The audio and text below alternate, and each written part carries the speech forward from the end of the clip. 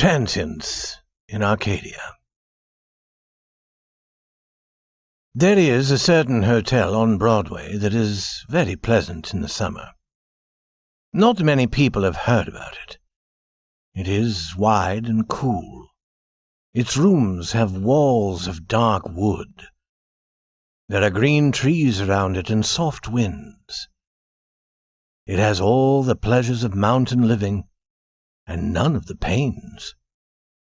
You will eat better fish there than you could catch for yourself in the streams and hills.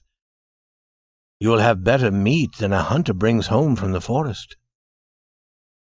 A few have discovered this cool spot in the hot summer of New York.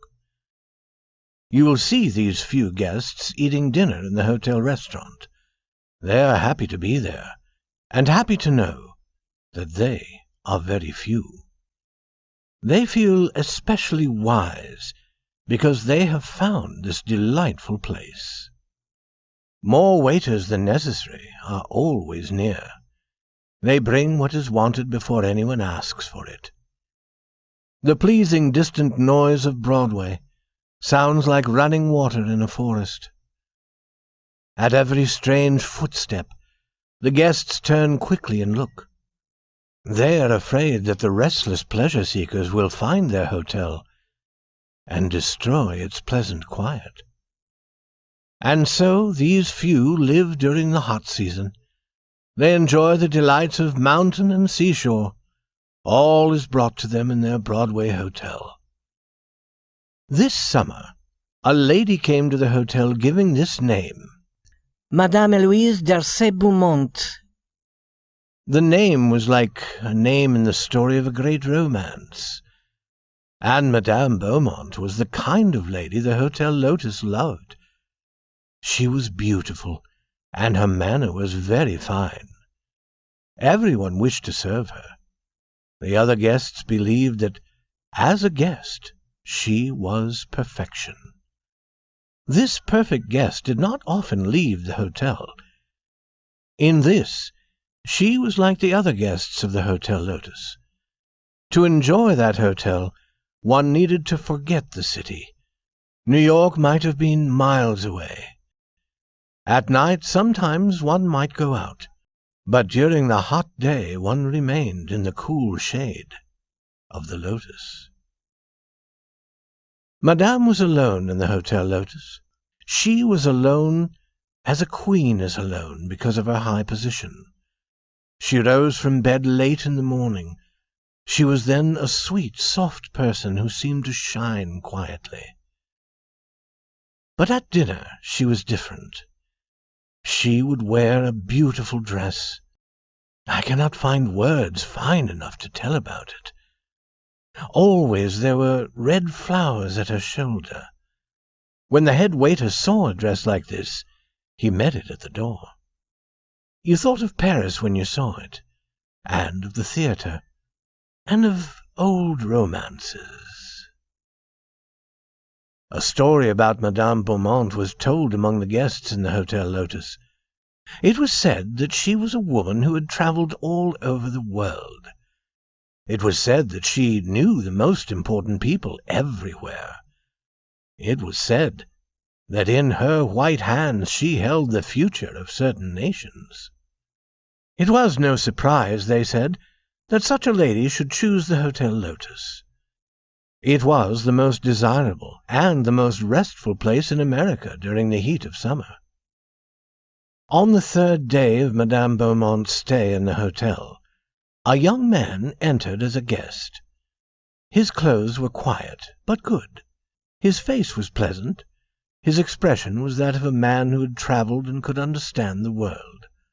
He said that he would remain 3 or 4 days. He asked about the sailing of certain ships. He seemed to like this hotel the best of all he had known. The young man put his name down on the list of hotel guests. Harold Farrington. It was a name with a fine sound, and the young man belonged perfectly in the quiet life of the Lotus. In one day he became like all the other guests. Like them, he had his table and his waiter. He also had the same fear that the wrong people might suddenly discover this hotel and destroy its peace. After dinner on the next day, Madame Beaumont dropped something as she passed Harold Farrington's table. He picked it up and, following her, returned it. He spoke only a few quiet words as he did this, and she was pleased by his good manners. She knew that he was a gentleman. Guests of the Lotus seemed to understand each other very easily. Perhaps it was the result of having discovered this Broadway hotel. Guests felt sure that only especially fine people would enjoy the cool delights of the Lotus. Now, very quickly, a sudden friendship grew between Farrington and Madame Beaumont. They stood and talked for a few moments. "I have seen too much of the usual summer hotels," said Madame Beaumont, with a small but sweet smile. "Why go to the mountains or the seashore? We cannot escape noise and dust there. The people who make noise and dust follow us there."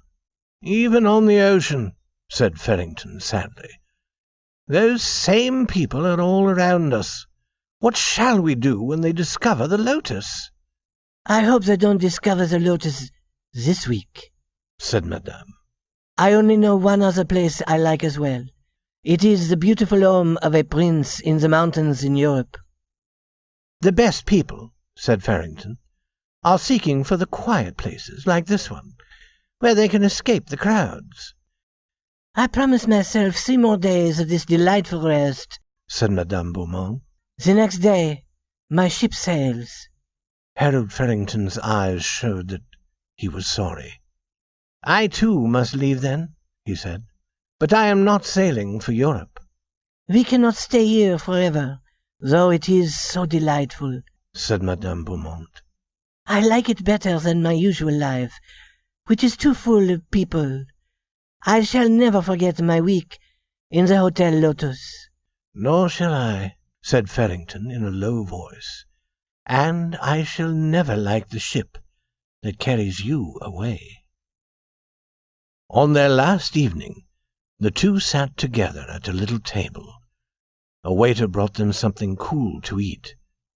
Madame Beaumont was wearing the same beautiful dress. She seemed thoughtful. When she had finished eating, she took out $1. "Mr. Farrington," she said with a smile that everyone in the Lotus loved, "I want to tell you something. I am going to leave early tomorrow morning because I must go back to work. I work selling women's clothes at Casey's shop. That $1 is all the money I have. I won't have any more till I get paid at the end of the week. You're a real gentleman, and you've been good to me. I wanted to tell you before I went. For a year I've been planning to come here. Each week I put aside a little of my pay so I would have enough money. I wanted to live 1 week like a rich lady. I wanted to get up in the morning when I wished. I wanted to be served by waiters. I wanted to have the best of everything. Now I've done it, and I've been happier than I ever was before. And now I'm going back to work. I wanted to tell you about it, Mr. Farrington, because I thought you liked me, and I liked you. This week I've told you many things that weren't true. I told you things I've read about. They never happened to me. I've been living in a story. It wasn't real. I wanted you to think I was a great lady. This dress I'm wearing, it's the only pretty dress I own. I haven't paid for it yet. I'm paying for it a little at a time. The price was $75. It was made for me at O'Dowd and Levinsky's shop. I paid $10 first, and now I have to pay $1 a week until it's all paid. And that's all I have to say, Mr. Farrington, except that my name is Mamie Civiter, and not Madame Beaumont. Thank you for listening to me. This $1 is the $1 I'm going to pay for my dress tomorrow. And now I'll go up to my room. As Harold Farrington listened, his face had not changed. When she had finished, he took out a small book and began to write in it. Then he pulled out the small page with his writing on it and gave it to her, and he took the dollar from her hand. "I go to work, too, tomorrow morning," he said, "and I decided to begin now. That paper says you've paid your dollar for this week. I've been working for O'Dowd and Levinsky for 3 years. Strange, isn't it? We both had the same idea. I always wanted to stay at a good hotel. I get $20 a week. Like you, I put aside a little money at a time until I had enough. Listen, Mamie, will you go to the pleasure park on Coney Island with me on payday?" The girl who had been Madame Eloise Darcy Beaumont smiled. "I'd love to go, Mr. Farrington. Coney will be all right. Although we did live with rich people for a week." They could hear the night noises of the hot city. Inside the Hotel Lotus, it was cool. The waiter stood near, ready to get anything they asked for. Madame Beaumont started up to her room for the last time. And he said, "Forget that Harold Farrington, will you?